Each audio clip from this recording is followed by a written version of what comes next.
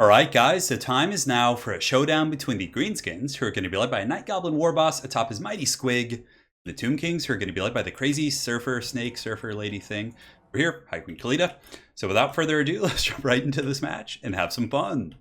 Here in the front line, we do have 4 groups of the Black Orcs, and normally you wouldn't think that Black Orcs are that great against Tomb Kings, because again, Tomb Kings usually have chaff infantry. Why do you need this heavy, massive, armor-piercing troop in the front line against Tomb Kings? Well, it's simple. Number one, they're immune to psychology. So if they have Tomb Scorpions, Cambrian War Sphinxes, any number of those big spooky constructs, these guys are not going to buckle and run, which is very nice, because it then allows your secondary line, which is Night Goblin Archers and things like that, to really do their job. And on top of that, their armor piercing is very good. They have 50 weapon strength, with 36 of that being armor piercing. So even if they're fighting against Ushapti or Tomb Scorpions, Black Orcs can actually put a bit of a hurt on those big armored constructs. So I think they're just a much safer pick. And yes, you can go super wide and use like Savage Orcs and things like that. It's a whole nother style of play. But again, you're still going to need to find some way to hold up your front line, because oftentimes Tomb Scorpions, Ushapti, and all those terror-causing units. Well, Ushapti don't cause terror; they actually just cause fear. But things like Tomb Scorpions, a lot of times you'll see like the double or triple Tomb Scorpions. So you really need to be prepared for that. And I feel like Black Orcs are just so damn solid. So we do have 4 of those in the front line. In the secondary line, Night Goblin Archers, 2 groups of those, as well as the Rusty Arrows, which are a staple as well. These guys are going to sunder the armor of big targets by, I think it's like 30. It's not as good as the Weeping Blades from the Skaven, but it's still pretty good. By 30, and definitely butter up the targets for the other archers, which is very helpful. Top of that, we got 2 groups of Nasty Skulkers here. In total, we have 3 groups of Forest Goblin Spider Riders, which are just very good at pinning down big targets. So when the monsters do break through your front line, or if they're anything harassing your back line, they have poison, they have enough mass to pin them in place, and then allow your archers and your trolls to beat things into oblivion. So 2 groups of trolls. And trolls are a little bit risky here, but they're also I think they're very good in this matchup. Really massive armor piercing. They actually have better combat stats than Ushapti. So 34, 32, 100, and you compare them to Ushapti. And Ushapti actually, where are you guys at? 23, 35, 72. So they can definitely manhandle Ushapti pretty hard. They also regenerate. Now they're going to retreat. They're going to come and go. So you need to be really on top of your rallying micro and bringing these guys back. But if you do, they're going to definitely pay their dues and are great at taking out constructs and enemy leadership units. So for our Lord, we do have a Night Goblin Warboss. I just wanted to try him out. Normally, I think WAAAGH is the best pick here, but this guy, he does some work. Look, he's got a pretty sweet looking squig here, and he also does have the Tormentor Sword, which is the main reason you bring him. So he can lock down enemy constructs and big targets and definitely butter them up for the rest of your army. So that's going to be pretty much it for my force. Pretty high in sight. We have a Goblin Big Boss riding with a group of Forest Goblin Spider Riders, and then we have a Night Goblin Shaman. Now, I actually think the Night Goblin Shaman is super competitive, because Gork'll Fix It, one of his spells, actually does... where is it? Well, we'll look at it later, but it actually slows by almost 50% now, which is great. For my opponent, he's got 3 Carrion, always a pretty good choice at harassing Goblin Archers. His main force is going to be Spearmen. It looks like Skeleton Warriors, so a combination of chaff in the front line. 2 Ushapti to help out against Black Orcs. Now, I did some testing back in the day when Tomb Kings first came out, and one group of Black Orcs could actually kill 1 group of Skeleton Warriors and an Ushapti, which was pretty good. I don't know if it's changed since then or if there's been any tweaks, but I'll have to try that again sometime. Lich Priest with the Lore of Light, so it looks like he's going to be trying to net me down. Chosen of the Gods, Ushapti, a great pick. Ushapti Great Bows are such a terror in the night. Tomb Scorpion here, he does have High Queen Kalita atop her mighty Snake. In the back, he has a couple of reserve Skeleton Warriors, and then he also has some Necropolis Knights, who are going to be really good against my Trolls and even bring some AP to the battlefield against my Black Orcs. So right now I'm going to have to advance. Of course, the Ushapti Great Bow can outrange pretty much everything I bring. He did discover my hidden archers with his Carrion, so he was able to do pretty good work there with his early scouting. And it looks like he's going to be going after the Black Orcs. Not too much damage yet, though. They're definitely quite resilient here. So the Black Orcs are just going to be taking a bit of a square engagement, one here against all of his frontliners. And the Trolls, you just keep them back and send them after the Ushapti once the fighting starts. So one Troll will go after Ushapti, the other one will probably go after the Tomb Scorpion. And that's going to be really nice at kind of taking those guys down. So the Black Orcs about to engage here, just trying to push the tempo a little bit and get that fighting going. In the back, it looks like the Carrion are kind of posting about. Maybe he's looking for some stalking units or something, but they'll definitely be harassing the archers here in just a moment. So the Black Orcs do engage in the front line versus skeletons. It's going to be a great engagement for the Black Orcs here. They are just going to manhandle these skeletons. More HP, just better stats across the board, and the skeletons, of course, have horrid armor piercing, so the 110 armor is going to be good. So the Ushapti do charge in. Ushapti definitely very good against Black Orcs. They have anti-infantry, good armor piercing. But Black Orcs, again, very, very stalwart. And you can see here the first Tomb Scorpion is going to be jumping in. I do send in the Trolls, and my Goblin Archers have also done some pretty good damage already. And Ushapti again over here, but those Black Orcs, like I said, can handle both of these guys in a 2v1 scenario. So I do send the Trolls over here as well to go after the Ushapti and really pound those guys out. And the Night Goblin Warboss is going to be handling this Tomb Scorpion here. And I do have the Tormentor Sword, but High Queen Kalita coming in on her Surfer Snake. and she's going to be a very powerful duelist. She could definitely beat up a Night Goblin Warboss. I do pop the WAAAGH to get my army going. I wanted to like delay it a little bit and use it once everything was fighting.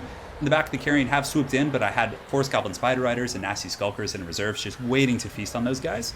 So 2 groups of the carrion pretty much cleaned up. The last one is doing pretty well. The Night Goblin Warboss is going to run back here and help out. And you can see the Skulkers coming over with their Prison Shanks, and the WAAAGH, of course, giving speed. But things are going pretty good. Black Orcs are really holding down the front line, pounding these guys out. The Necropolis Knights are pushing in, which is going to be a little bit tough. Not sure where those sneaky stakes are going to go, but they're a little bit bunched up on the Forest Goblin Spider Riders. In the back, I have 1 Spider Rider coming around to get on the Chosen of the Gods. And the Trolls are doing great here, even from taking Ushabti Greatbow Fire. I mean, now they're about to break, but they've just massacred these Ushabti. The Black Orcs here are going to be able to clean these guys up, and they still have 49 of their 60 models, so very happy with the performance of the Black Orcs. In the meantime, on the other side, these Black Orcs completely killed the target they were fighting, so now they can move forward or pull back wherever I need to go with them. But this is a really bad situation, actually. He's able to get through with Khalida, with Foz protection, and he is just manhandling my Night Goblin Warboss. So I'm trying to get away here. I'm just trying to squeak and run with everything I can. The Tormentor Sword was used earlier on the Tomb Scorpion here, so I'm going to just be booking it straight up, Olympic style. And the Trolls and the other guys are going to come and help out if they can. Gork will fix it. If I'm not mistaken, is going to be going down here shortly. I did pull some Forest Goblin Spider Riders from the rally. They're going to be engaging, poisoning Khalida, putting her down to 51 speed, so I should be able to keep her from catching the Night Goblin Warboss, because I don't want that massive leadership penalty in my whole army here. So very, very scary situation. However, the Skulkers are able to just annihilate these Tomb Halberd, what are those things called? Necropolis Knights. I always get them. You don't see them too often, but I'm able to take those guys out. The Black Orcs here, like I said, 2v1ing the Ushabti and the Skeleton Warriors. And honestly, their leadership is just so solid for the Greenskins, and they're able to really anchor here and might be able to actually clean all 3 of those up. This group of Black Orcs still pushing through with 98 kills. In the center pocket here, we have a very messy fight. He's able to get on the Rusty Errors with just Skeletons and Ushabti. Now, other goblins have fallen back and are slowly wearing down the Ushabti, but a very pitched battle for sure. Balance of power is pretty much dead even. So I was able to get away with my Night Goblin Warboss here. Well, he rallied away. And then I used Gork'll Fix It, which slows his speed by 50%. He's being poisoned as well. So now he's down to 90 speed, and the Trolls are coming to Pound Town, so they got a nice jump on Khalida, and you can see she's slipping off her Serpent here. Oh, look at that. A graceful little recovery there. That was kind of cool. But the Trolls are, just going to give her the business so hard. I mean, there's 2 full groups of Trolls just about. 11 here. The other one still has 11. She does use an AoE damage ability, but it's more against infantry. There's also a Goblin Big Boss here, which is just giving her the business. And that slow and the poison, Gork'll Fix It, is so good.